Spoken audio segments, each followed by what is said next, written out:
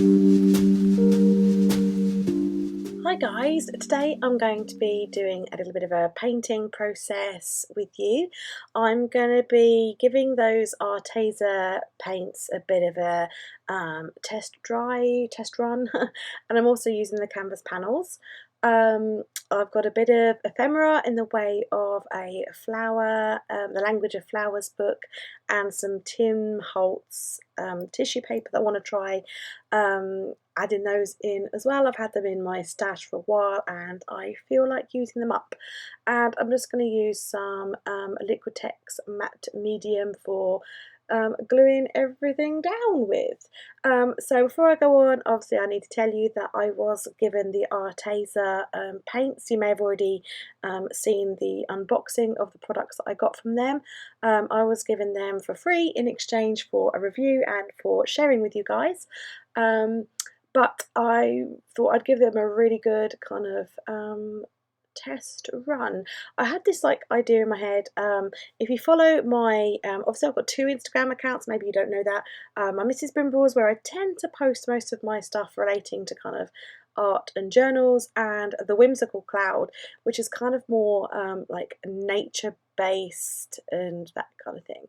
And if you follow me over there on the Whimsical Cloud, you'll know that my daughter and I, we have been doing a lot of pressed flowers lately, and I had this lilac from the garden, and I had this idea that I wanted to kind of include it in a mixed media piece, so that's what I thought I would do.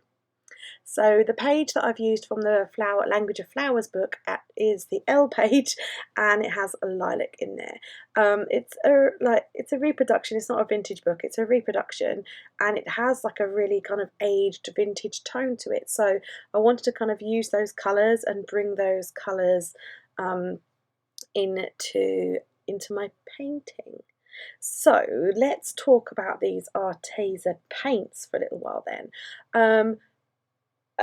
It's very hard, I find, sometimes to review something because there's nothing wrong with these paints. So I'm not going to be like, oh, I don't like these paints, but it's that they're different, and all different mediums are different, and it depends on what you want from your product and how you want to use them as to what you think of a product. Does that make sense? So these paints, they're acrylic colours. They are really transparent, and if you wanted a really opaque colour with a lot of coverage, then you wouldn't get that with these paints. You'd have to use a lot of layers of paint. But if you want to create transparent layers so that you can see what's happening underneath, then these are perfect. So yeah, if you're looking for a transparent acrylic paint, then these are great. I do like them. I have to admit that I'm not actually that used to working with transparent paints. Most of the paints that I have are really opaque, so it was a kind of, not a learning curve, but it was just kind of like altering how I worked a little bit, and because they're not fluid acrylics. So you wouldn't be doing any like dripping and pouring with them unless you added I can't remember what it's called now. The liquid flow. You wouldn't be doing any pouring with them, but they're not thick. They're not I don't even know what I'm trying to say. It's late in the day.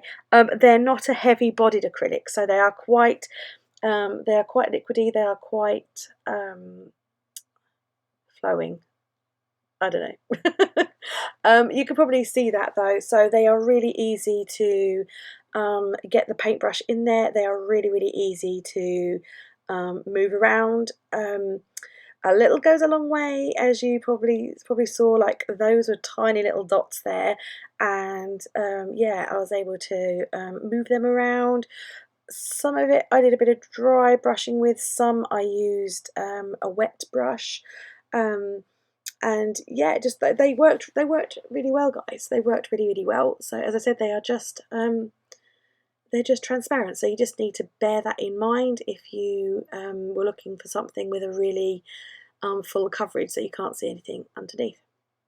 So I'm just going around, just working in those different colours and kind of like blending them all together. Just taking colours that, using colours that kind of took my fancy, really, colours that I thought worked well with the page from that book. You can see that I put that Tim Holtz tissue paper in as well. And just building up my layers, really, bit by bit, building up the layers. The pressed flower was a lilac and it had a sort of a purpley colour to it, and so I wanted to add some purple in. I'm just covered the canvas with acrylic, and now I am just dripping a load of water on top of the paint and just letting it sit for a while. This gives a really, really nice technique, so you can use like a paper towel or something to just pull it up with. Obviously that's not the most eco-friendly way of doing it, unless you save your rags, your paper towels, and reuse them as collage. I didn't have any like reusable rags up here at the moment, so I just grabbed some tissue, but I will save that and hoard that in my scraps and collage material. So yeah, as you can see, just like adding a bit of water there means you can kind of lift some of that paint up, and it kind of gives like a bit of a distressed feel to it. I decided that was too much purple though, and that my flower wouldn't really stand out, so I just went ahead and put a bit of white in there and did a bit more blending, used the old fingertips to kind of get in there with the paints and give them a nice blend together.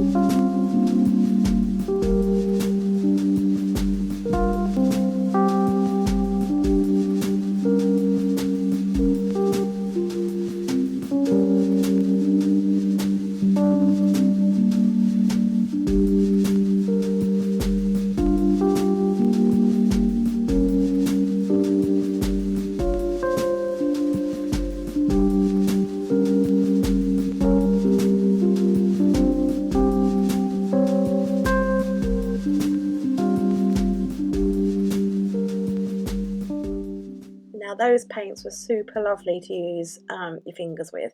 I often start off when I'm painting using a brush, and then I very often migrate to using my fingertips, and yeah, they just absolutely blended together beautifully. They were just really lovely to work with, actually. And yeah, they blended so well. They have a satin feel to them, so they do kind of dry slightly shiny.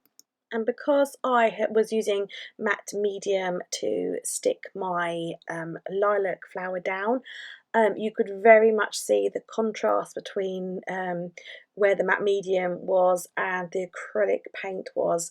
The matte medium obviously was matte, and the acrylic paint had that satin feel to it, that satin kind of like slight shine.